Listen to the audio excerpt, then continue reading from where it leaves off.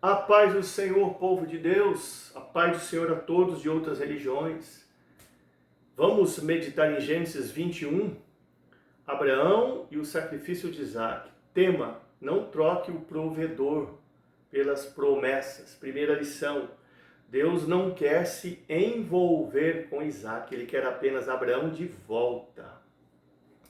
Preste atenção. Por todos os lugares que Abraão passou por essa terra, ele sempre firmou um marco e ali ele levantou um altar de adoração a Deus. Em todos os encontros que Abraão teve com Deus, em todas as experiências que Abraão teve com Deus, ele sempre firmou um marco e ali ele levantava um altar de adoração a Deus. Então nós podemos entender que em toda a trajetória de Abraão por essa terra, ele sempre levantou altares de adoração e não templos magníficos. Não que eu seja contra líderes levantarem templos magníficos. Eu só estou aqui tentando transmitir que Abraão ele era um verdadeiro adorador. E para ele, um simples altar levantado era o suficiente para ele adorar a Deus, para ele exaltar e glorificar o nome do Senhor. E um detalhe muito interessante é que logo após o nascimento de Isaac, isso tudo passa a não ter sentido mais para Abraão. Pois, depois do nascimento de Isaac, Abraão, ele não mais levanta altares de adoração a Deus. Ele passa a levantar altares de adoração a Isaac. Isaac agora é o seu foco. Isaac tem toda a sua atenção. Isaac é primazia na vida de Abraão. Perceba desta maneira que a bênção tomou o lugar do abençoador. Então, quando Deus, eu entendo assim pelo menos, pede Isaac em sacrifício a Abraão, na verdade ele não queria Isaac, ele queria Abraão de volta. De que forma? Ele queria a atenção de Abraão de volta. Ele queria o Abraão que levantava altares para ele. Ele queria o Abraão que o adorava. Ele queria o Abraão que tinha realmente a sua atenção. O Abraão que era reverente. Era isso que Deus queria. Deus não queria Isaac, Deus queria Abraão de volta. E nós podemos perceber aqui que depois do nascimento de Isaac, o que se tornou mais importante na vida de Abraão foi o próprio Isaac. E Deus então requereu isso. Cuidado, que muitas das vezes Deus, ele pode requerer o seu Isaac. Deus pode requerer a sua bênção. Se você ficar focado na bênção e não focar mais no abençoador, Deus, de alguma forma, ele pode tocar na sua bênção. Lembra de Davi, o homem segundo o coração de Deus? Davi estava abençoado até o tutano e em um certo momento da vida, no conforto do seu palácio, usufruindo das bênçãos de Deus, ele resolve então trocar o abençoador pelas bênçãos. E em um momento da vida, como está escrito em 2 Samuel 11:1, e tendo decorrido um ano, no ano em que os reis saem para a guerra, Davi, porém, ficou em Jerusalém. Ou seja, Davi não queria nem saber de guerra mais, estava abençoado até o tutano, ficou no conforto do seu palácio, usufruindo das bênçãos, de tudo aquilo que Deus proporcionou para ele. Davi trocou o abençoador pela bênção. E ele não indo para a guerra, o seu exército foi.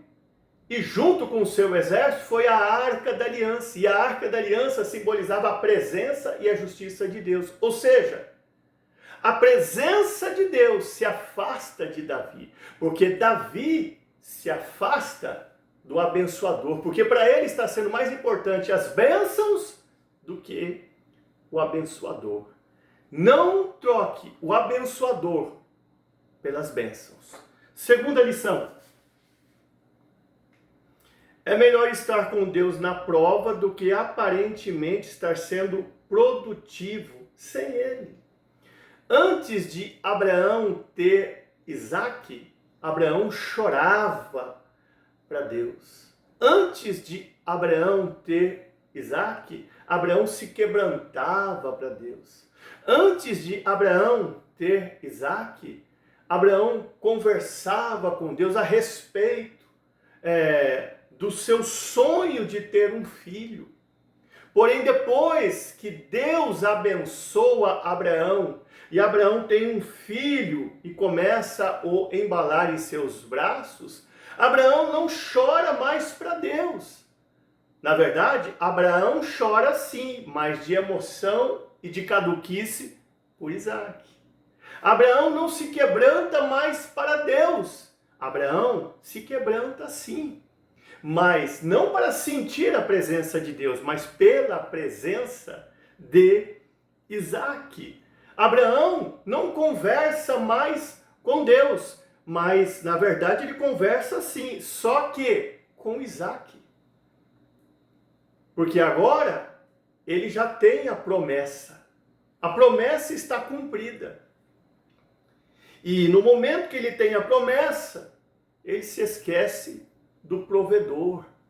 Ele se esquece daquele que realizou o seu sonho.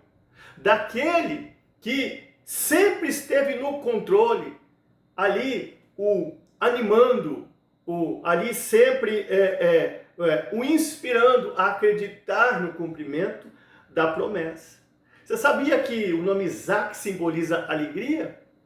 Porém, nós sabemos que a alegria que Abraão está sentindo é uma alegria vazia. E por quê?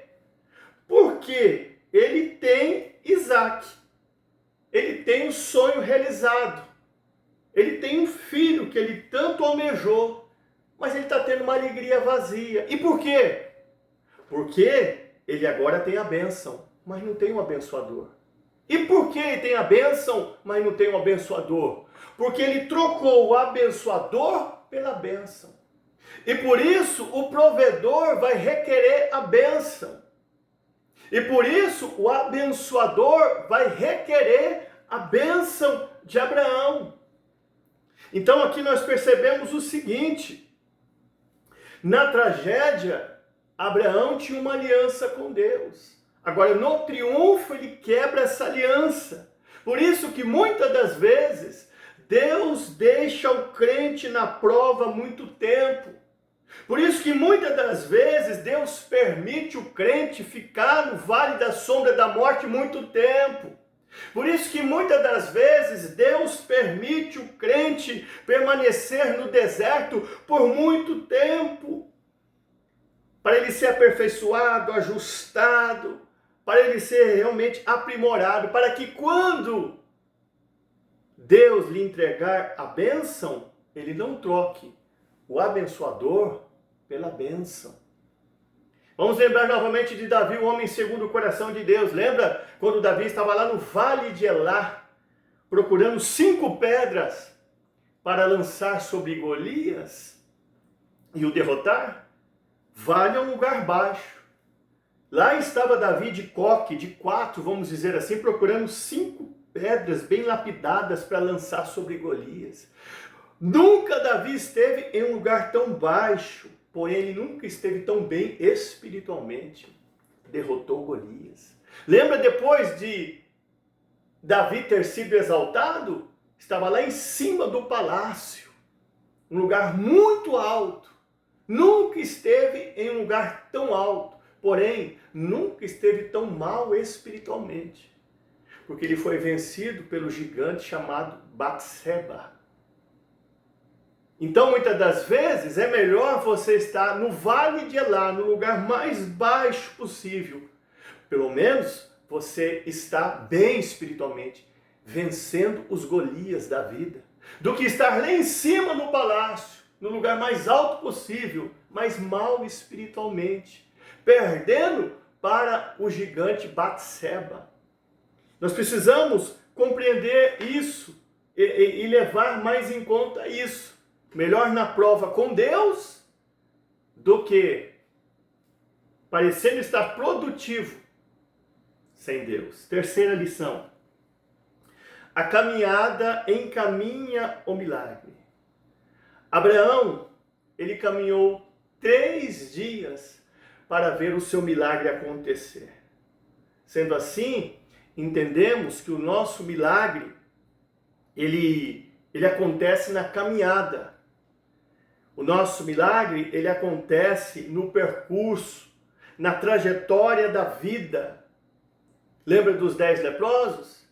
Eles de longe acenaram para Jesus e disseram: Senhor, tem misericórdia de nós. E Jesus respondeu para eles: vão e se apresentem ao sacerdote. E eles foram. Em outras palavras, Jesus estava dizendo para os 10 leprosos: olha, o milagre que vocês precisam ver acontecer na vida de vocês vai depender da disposição que vocês têm de continuar na caminhada. O milagre que vocês precisam ver acontecer na vida de vocês vai depender da disposição que vocês têm de continuar caminhando. E eu quero dizer para você algo muito interessante. Sabe por que muitas das vezes o nosso milagre não acontece instantaneamente, mas na caminhada? Porque o nosso ministério, ele não cresce sem dor. Eu já disse isso que eu vou dizer agora em outras mensagens. A dor e o amor caminharão juntos, pelo menos por algum tempo da vida. Já vi muitas vezes crente dizer: olha, eu não sinto o amor de Deus. Eu não sinto a compaixão de Deus por mim.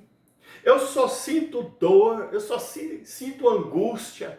Eu me sinto distante de Deus. Eu gostaria tanto de sentir o amor de Deus. Porém, nós temos que entender o seguinte: a dor é um instrumento de Deus. E para nós sentirmos o amor de Deus, muitas das vezes, Deus vai usar a dor, que é o seu instrumento, para nos fazer caminhar. Porque Deus planejou para nós um lugar alto, sublime, o cume do monte. Mas nós, para chegar lá, muitas das vezes, precisamos ver Deus usando o seu instrumento, que é a dor. Porque se Ele não usar o seu instrumento, que é a dor, nós não caminhamos, não saímos da zona de conforto e nunca vamos para o lugar o qual Ele planejou para nossas vidas, que é o lugar alto, que é o cume do monte. Lembra de Deuteronômio 28:13?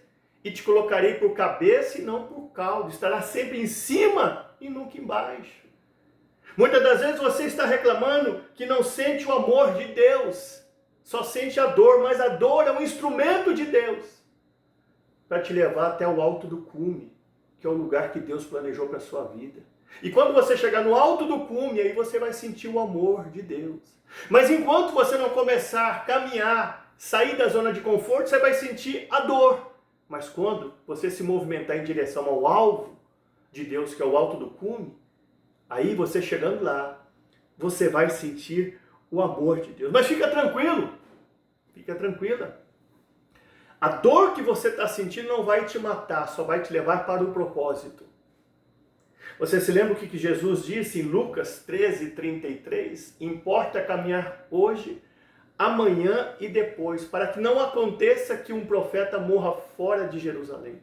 Quando Jesus estava caminhando rumo à cruz do Calvário, com uma coroa de espinhos na cabeça, uma cruz pesada nas costas, ele sentiu muita dor, ele sentiu muita fadiga, porém ele sabia que a dor que ele estava sentindo não iria o matar, iria apenas o levar para o propósito de Deus. Porque o propósito de Jesus era morrer na cruz do Calvário. Então fica tranquilo, fica tranquila que a dor que você está sentindo não vai matar você. Só vai te levar para o propósito. E preste atenção que Jesus disse para que um profeta não morra fora de tempo. A dor que você está sentindo não vai fazer você morrer também, porque você não vai morrer fora de tempo. Você vai morrer depois que cumprir o teu propósito, depois que o desígnio de Deus se cumprir na sua vida. Muitas das vezes, Deus nos leva por um caminho de dor. E isso para nos trazer uma maturidade e uma espiritualidade que nós não temos ainda e imaginamos ter. Lembra de Sadraque, Mesaque e Abednego? Eles foram levados para o caminho da fornalha. Lembra de Daniel? Ele foi levado para o caminho da cova dos leões. Lembra de José?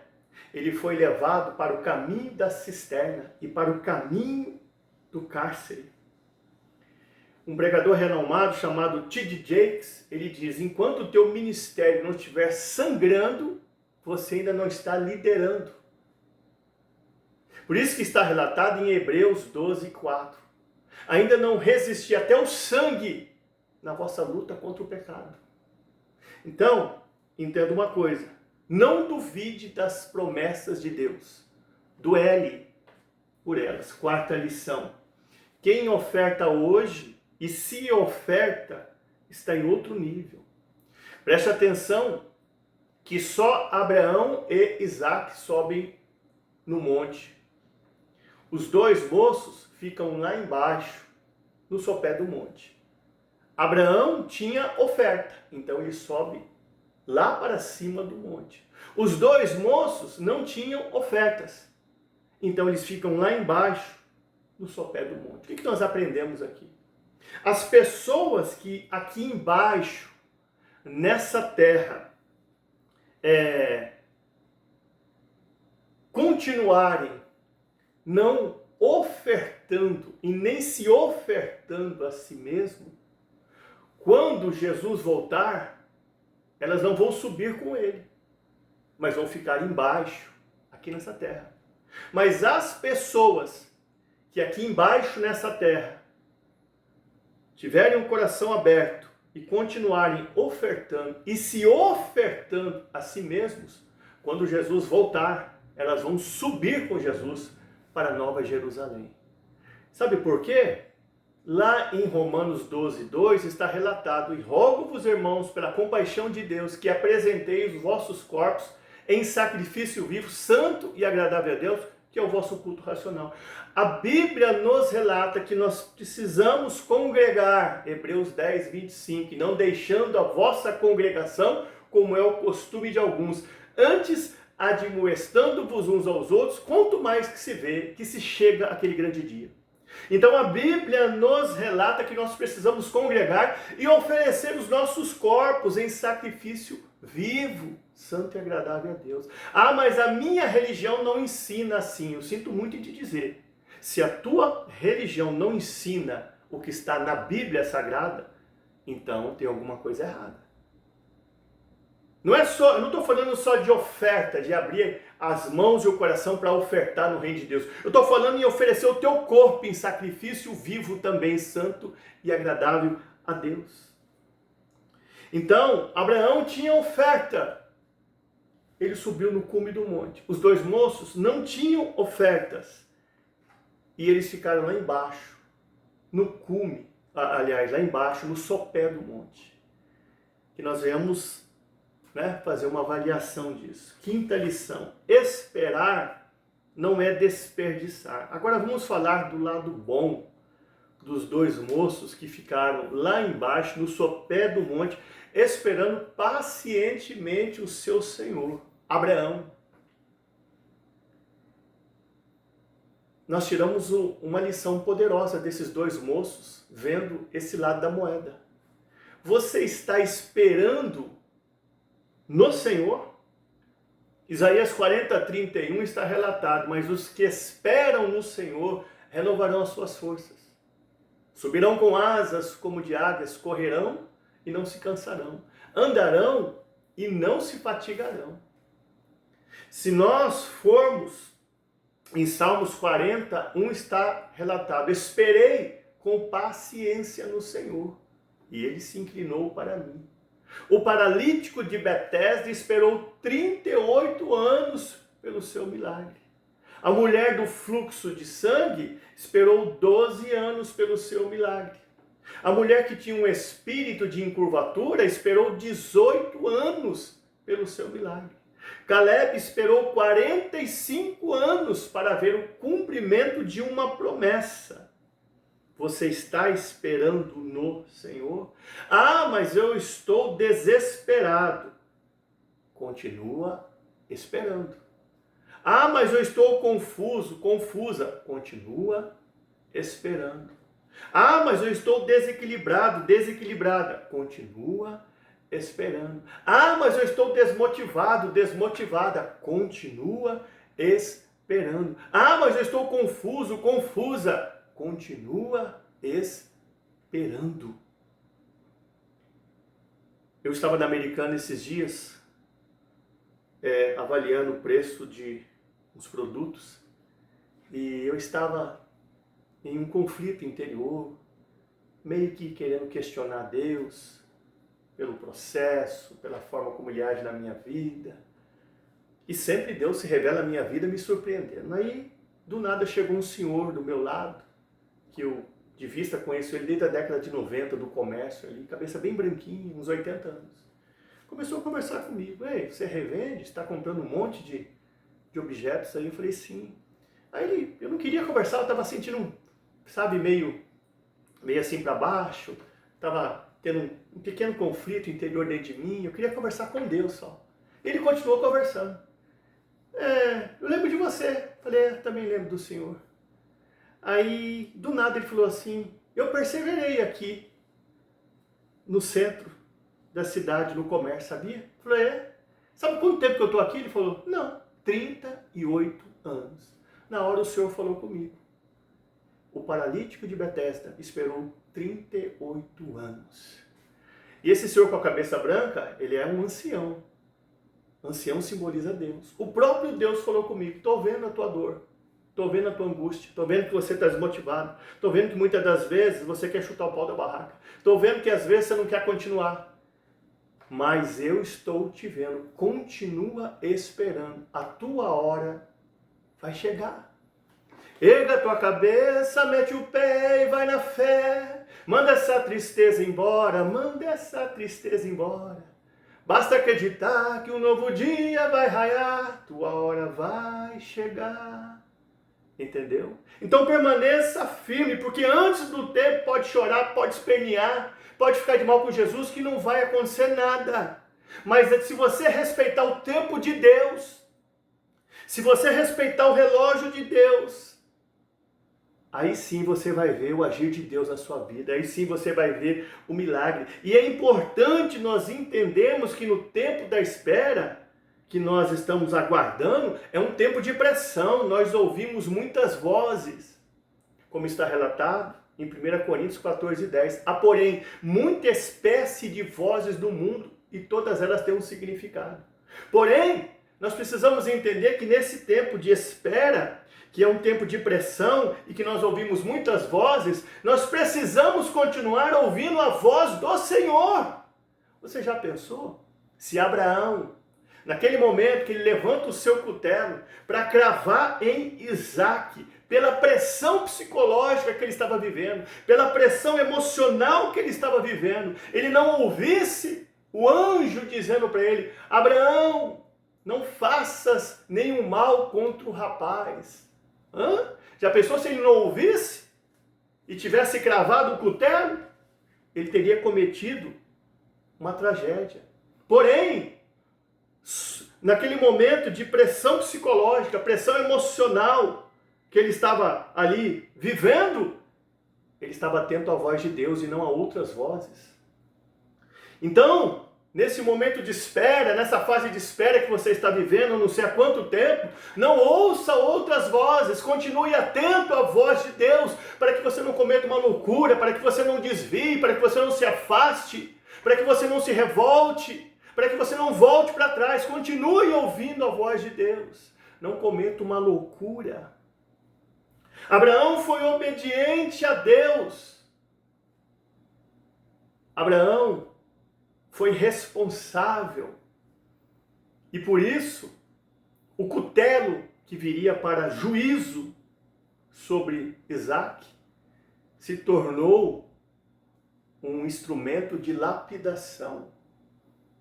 Certo? Muitas das vezes, por nós sermos obedientes a Deus, passarmos pelos processos de Deus aqui na terra, o cutelo do juízo que viria sobre os nossos entes queridos, eles são transformados em objetos de lapidação. Em vez dele vir para o juízo, aquele instrumento se torna um instrumento de lapidação, só lapidam os nossos entes queridos, só moldam eles, só transformam eles. Deu para você compreender? Esperar não é desperdiçar. Espere. Última lição. Não adianta tentar administrar com lenha, cutelo e fogo se o cordeiro não estiver presente. Perceba que o próprio Isaque, que ia ser sacrificado, ele pergunta para Abraão: pai, que culto que é esse? Que sacrifício que é esse? Que oferenda que é essa? Pois eu estou vendo aqui lenha para acender o fogo. Eu estou vendo um cutelo que vai cortar o sacrifício. Mas onde está o cordeiro, pai? Sem cordeiro não tem culto, pai. Sem cordeiro fica sem sentido, pai. Sem cordeiro não tem cerimônia. E nós vivemos em dias em que tem muito crente atrás de lenha, mas não é o suficiente. Está errado estar só atrás de lenha? Não. Em Atos 28, Paulo foi atrás de lenha para acender a fogueira. Mas não era o suficiente. Tem muito crente atrás só de fogo. Está errado? Não. Um dia eu chamei um pregador para pregar na igreja que eu congregava. Depois eu comuniquei ao meu pastor: vai vir um irmão trazer a palavra aí. Aí ele falou assim: tudo bem, mas ele é de fogo. Aí eu falei para o pastor, eu acho que ele não é de fogo não, porque na hora que eu despedi dele, eu peguei na mão dele, sabe? Fui dar uma aperto de mão e minha mão não pegou fogo não, então ele não é de fogo, ele é de carne e osso. Então tem muito irmão atrás de fogo, tá errado não, mas não é o suficiente.